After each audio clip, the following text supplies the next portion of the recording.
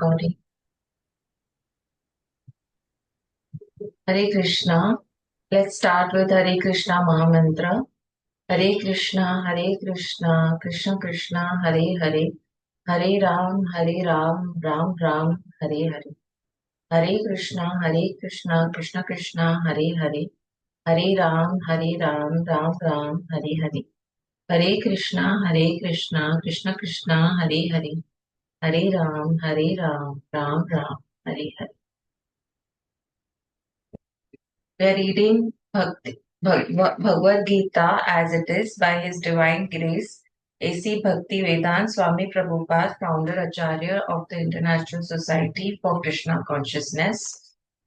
We are in chapter 6. We are reading text 8. A person is said to be established in self-realization and is called a yogi or mystic when he is fully satisfied by virtue of acquired knowledge and realization. Such a person is situated in transcendence and is self-controlled. He sees everything, whether it be pebbles, stones, or gold, as the same. Let's read the purport. Book knowledge without realize. I think we read this text 8, no? Text 8 and text 9, we did it last time. Let's start with text 10. A transcendentalist should always engage his body, mind, and self in relationship with the Supreme. He should live alone in a secluded place and should always carefully control his mind. He should be free from desires and feelings of possessiveness. Let's read the purport. Krishna is realized in different degrees as Brahman, Paramatma, and the Supreme Personality of Godhead. Krishna consciousness means concisely to be always engaged in the transcendental loving service of the Lord. But those who are attached to the impersonal Brahman or the localized supersoul are also partially Krishna conscious because the impersonal Brahman is the spiritual ray of Krishna and the supersoul is the all-pervading partial expansion of Krishna. Thus the impersonalist and the mediator, thus the impersonalist and the meditator are also indirectly Krishna conscious. A directly Krishna conscious person is the topmost transcendentalist because such a devotee knows what is meant by Brahman and Paramatma. His knowledge of the absolute truth is perfect, whereas the impersonalist and the meditative yogi are imperfectly Krishna conscious. Nevertheless, all of these are instructed herewith to be constantly engaged in their particular pursuits so that they may come to the highest perfection sooner or later. The first business of the transcendentalist is to keep the mind always on Krishna. One who always think of Krishna and not forget him even for a moment. Concentration of the mind on the Supreme is called samadhi or trance. In order to concentrate the mind, one should always remain in seclusion and avoid disturbance by external objects. He should be very careful to accept favorable and reject unfavorable conditions that affect his realization. And in perfect determination, he should not hanker after unnecessary material things that entangle him by feelings of possessiveness. All these perfections and precautions are perfectly executed when one is directly in Krishna consciousness because direct Krishna consciousness means self-abnegation wherein there is very little chance for material possessiveness. Srila Rupa Goswami characterizes Krishna consciousness in this way. in quotes, when one is not attached to anything, but at the same time accepts everything in relation to Krishna, one is rightly situated above possessiveness.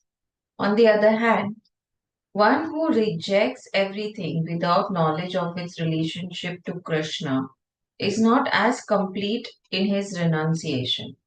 This is from Bhakti Rasamrata Sindhu 1.2.255 and 256. A Krishna, a Krishna conscious person well knows that everything belongs to Krishna and thus he is always free from feelings of personal possession. As such, he has no hankering for anything on his own personal account. He knows how to accept things in favor of Krishna consciousness and how to reject things unfavorable to Krishna consciousness. This is so difficult in real life, like when we have to reject something and accept something, it takes courage, both sides, to accept the right thing and reject the wrong thing. He's always aloof from material things because he's always transcendental and he's always alone, having nothing to do with persons not in Krishna consciousness. Therefore, a person in Krishna consciousness is the perfect yogi. True. Let's move to text 11 and 12. These texts are given together, explained together, right? To practice yoga, one should go to a secluded place and should lay kusha grass on the ground and then cover it with a deer skin and a soft cloth. The seat should be neither too high nor too low and should be situated in a sacred place. The yogi should then sit on it very firmly and practice yoga to purify the heart by controlling his mind, senses, and activities and fixing the mind on one point. So, Krishna has also explained how a sannyasi should be. If you want to reach him indirectly, which is sannyas, how they have to conduct it. It's great. Let's read the purport. Sacred place, in quotes, refers to places of pilgrimage. In India, the yogis, the transcendentalists, or the devotees all leave home and reside in a sacred places such as Prayag, Mathura, Vrindavan, Rishikesh, and Haridwar, and in solitude practice yoga where the sacred rivers like the Yamuna and the Ganga flow. But often this is not possible, especially for Westerners. The so-called yoga societies in big cities may be successful in earning material benefit, but they are not at all suitable for the actual yoga practice. One who is not self-controlled and whose mind is not undisturbed cannot practice meditation. Therefore, in the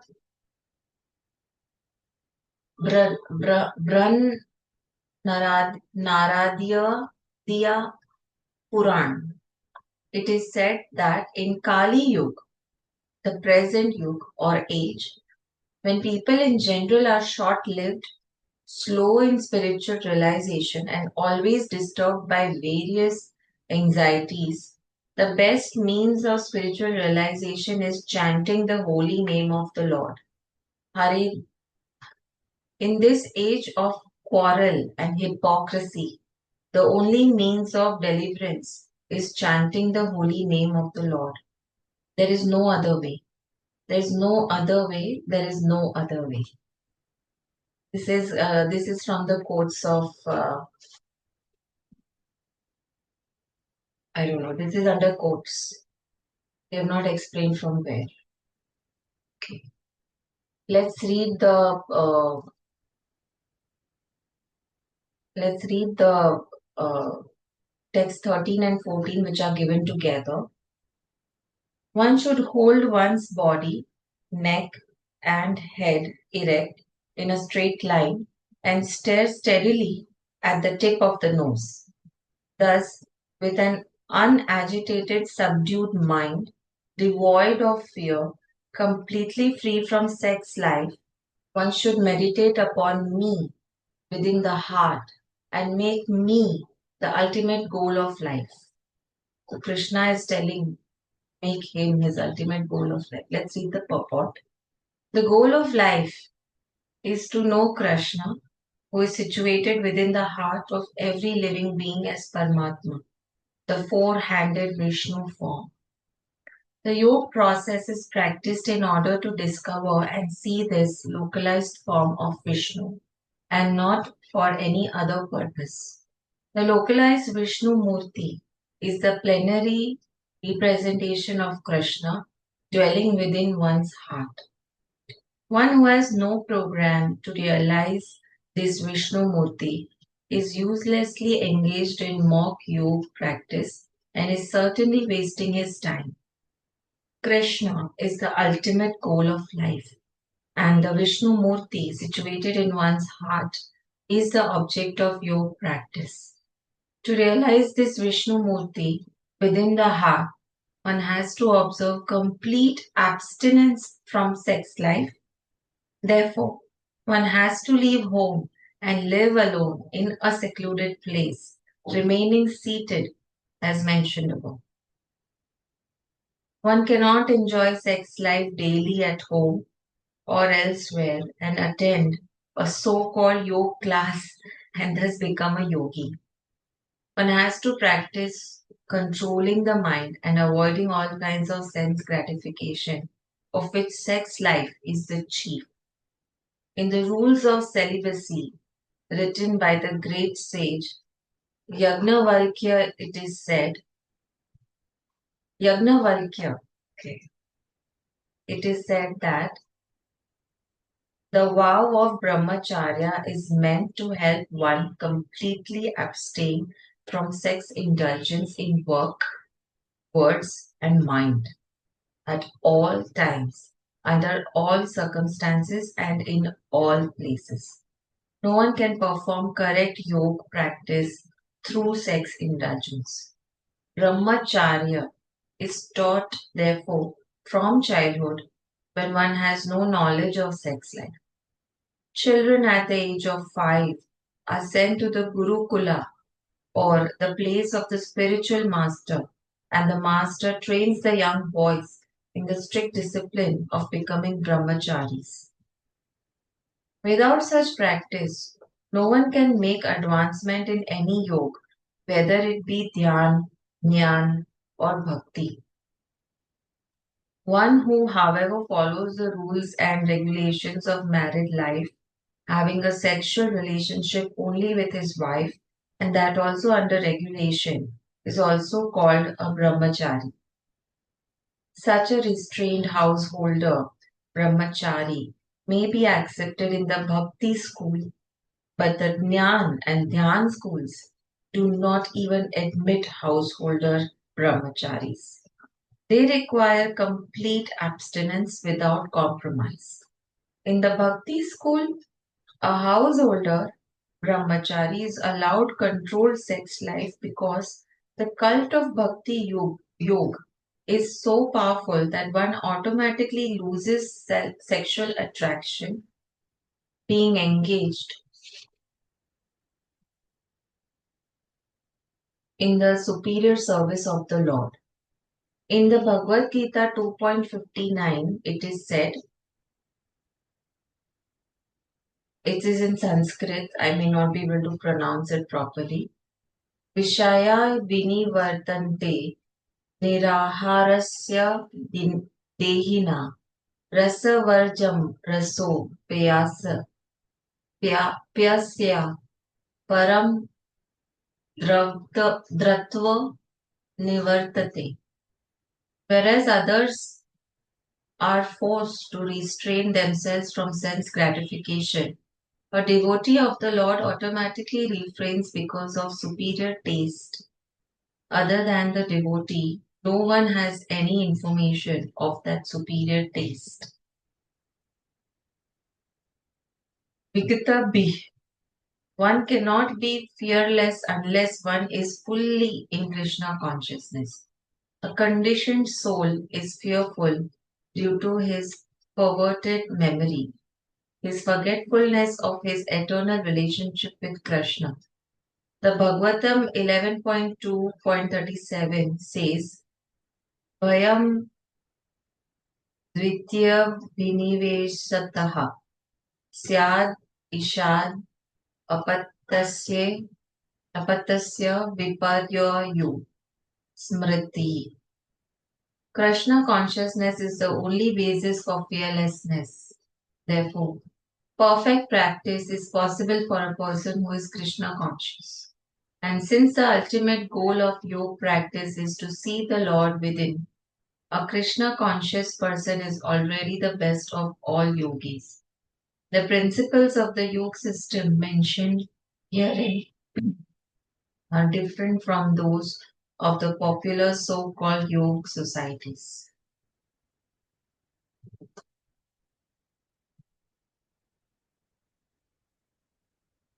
Let's finish text 15. Thus, practicing constant control of the body, mind, and activities, the mystic transcendentalist is mind regulated, attains to the kingdom of God or the abode of Krishna by cessation of material existence. Let's read the purport. The ultimate goal in practicing yoga is now clearly explained. Right. Yoga practice is not meant for attaining any kind of material facility. It is to enable the cessation of all material existence. One who seeks an improvement in health or aspires after material perfection is no yogi according to Bhagwat Geeta. Nor does cessation of material existence entail one's entering into the void, which is only a myth. There is no void anywhere within the creation of the Lord. Rather, the cessation of material existence enables one to enter into the spiritual sky, the abode of the Lord. Just a minute.